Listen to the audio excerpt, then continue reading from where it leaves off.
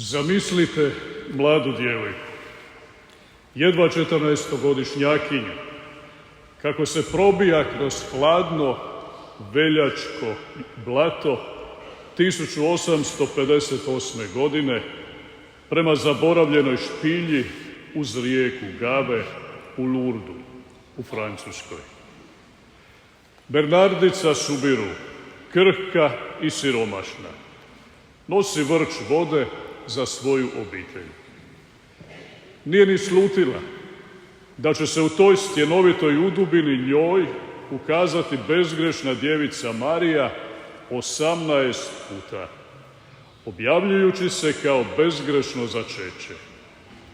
Riječi koje su odjeknule dogmom proglašenom samo 4 godine ranije od blaženoga pape Pija IX. Danas, na blagdan Gospe Lurdske, okupljamo se ne samo kako bismo se prisjetili tog događaja, te priče, nego da dopustimo da njezino svjetlo probije i u naše živote. Lurd nije tek neka daleka legenda, to je Božje izabrano mjesto gdje nebo dodiruje zemlju, osobito za bolesne, patnike i sve koji žeđaju za nadom. Kao hodočasnici vjere, uđimo zajedno u tu Bernardičinu spilju, privučeni Marijinim nježnim pogledom. U srcu Pirineja Gospa je pretvorila skromnu špilju u svetište molitve, pokore i obraćenja. Nije došla s veličanstvenim prizorima, nego s jednostavnim pozivima da se pije iz izvora koji je otkrila, da se sudjeluje u procesijama u svjetlo svijeća, da se moli krunica pod njezinim budnim očima. Od 4. ukazanja Bernardica je zapalila zavjetnu svijeću, a ubrzo su je slijedile 1000 drugih, čiji su plamenovi simbolizirali molitve vjernika koje se uzdižu poput gorućeg grma pred Bogorodicom. To je nit koja prožima naš blagdan. Svjetlo usred tame, voda usred žeđi, Marija koja nas vodi svome sinu. Gospa se ne pojavljuje kao daleka kraljica, nego kao majka koja pokazuje na blatan izvor. Idi, pi i operi se ondje, kaže. Od toga trenutka, 1858. godine, Lurd postaje svjetionik napačenom svijetu. Danas, na njezin blagdan, uranjamo u potresne riječi Izaije proroka, proročanstvo o sluzi patniku. Prezren bješe, odbačen od ljudi, čovjek boli, vičan patnji. On je naše bolesti ponio, naše boli nase uzeo. Taj sluga je sam Isus, ranjen zbog naših prijestupa. A u Lurdu nas Marija poziva da gledamo te rane, nudeći svoj izvor kao znak ozdravljenja koje izvire jedino s Kalvarije. Poput Bernardice pijmo danas duboko, ne zbog čudesnih lijekova, nego radi milosti da svoje boli sjedinimo s Isusom, božanskim liječnikom. Izajino proroštvo, zapisano stoljećima prije Krista, razotkriva srce Božjega nauma. Sluga raste poput mladice, poput korijena iz suhe zemlje, neugledan, odbačen, a ipak nosi kaznu koja nam donese mir i njegovim se ranama izlječismo. Ovo nije tek neki patnik, to je Mesija, nevin, a ipak prihvaća naše grijehe i bolesti. Crkva ovo čita na Veliki petak, ali danas, povezano sa svjetskim danom bolesnika, odjekuje u Lurdskoj vodi. Marija bezgrešno začeće ne otkriva izvor kao prirodni lijek, znanost potvrđuje njegovu običnost, nego kao znak koji upućuje na Isusa, slugu koji liječi svojim ranama.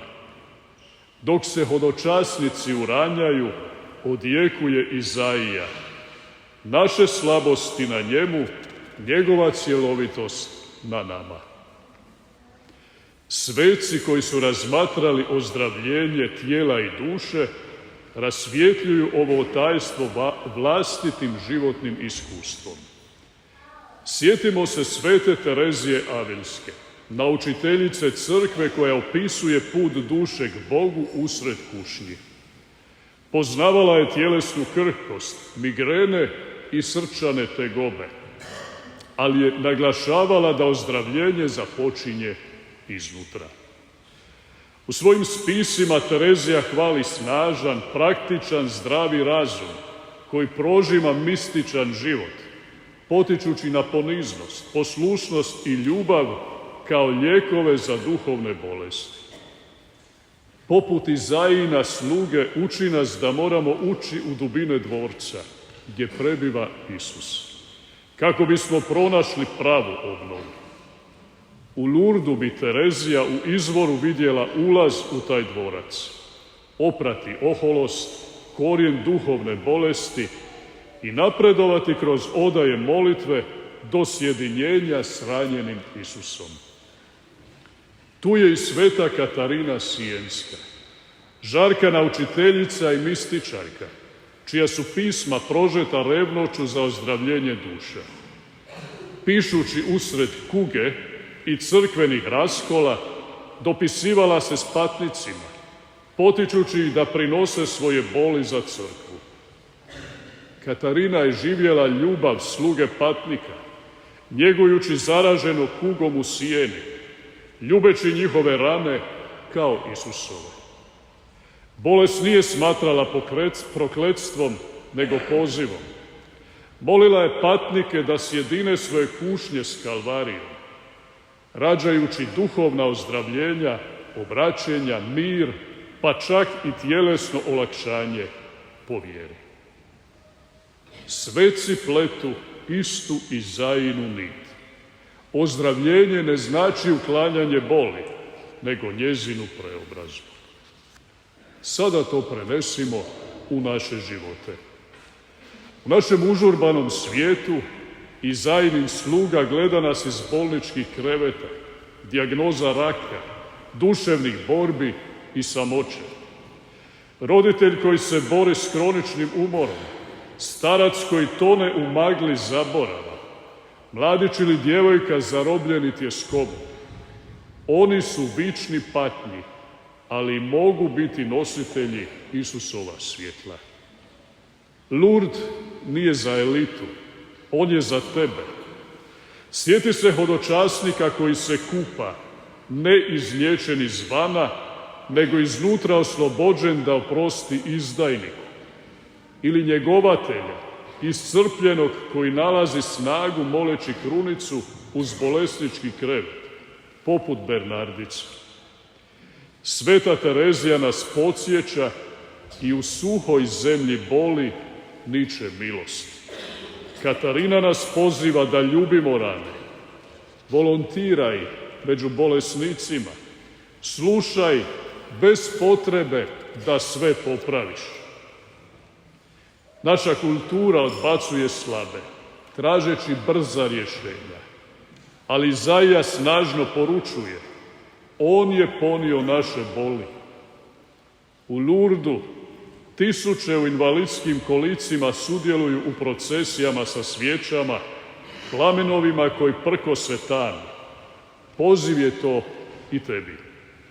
Usred gospodarskih briga, obiteljskih lomova i globalnih nemira, sjedini svoje modrice i tijela i duše s njegovima. Kako pape uče, crkva susreće čovjeka na putu patnje. Bolesni postaju njezin put. Crkva je zato već dugo povezala 11. veljače sa svjetskim danom bolesnika. Čineći Lurd srcem toga slavlja, kako je proglasio sveti papa Ivan Pavao II.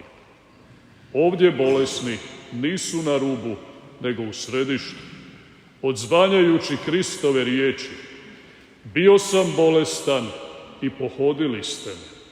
Što god učiniste jednome od ove najmanje braće, meni učiniste. Sjetite se papa koje su klečali u toj špilji, čije riječi tvore zbor nebeskog ohrabrenja. Papa Pavao VI dočekuje američke hodočasnike na putu u Lourdes, potičući bolesnike među njima, jer Krist je osobito prisutan među vama i imate posebno poslanje u crkvi, da svoje patnje prinosite za obraćenje svijeta.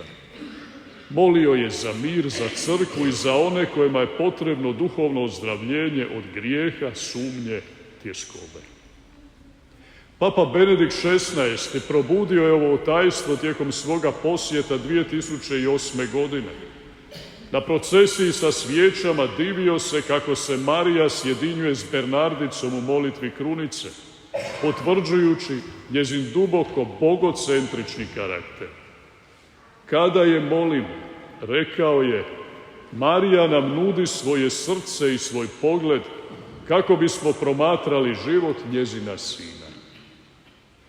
Hodočasnici uranjaju u Lurdske kupelje, ne zbog magije, nego da iskuse Marijinu majčinsku ljubav, gaseći žeđ na izvoru ljubavi. I zato je dobro često gledati oči Djevice Marije, jer u njezinu osmijehu shvaćamo besplatno Božju ljubav. I u novije vrijeme Papa Franjo je upravio naš pogled prema Lurdu.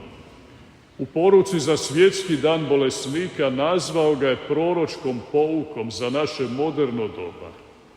Nisu važni samo oni koji dobro funkcioniraju ili koji su produktivni. Bolesni se moraju nalaziti u središtu Božjeg naroda.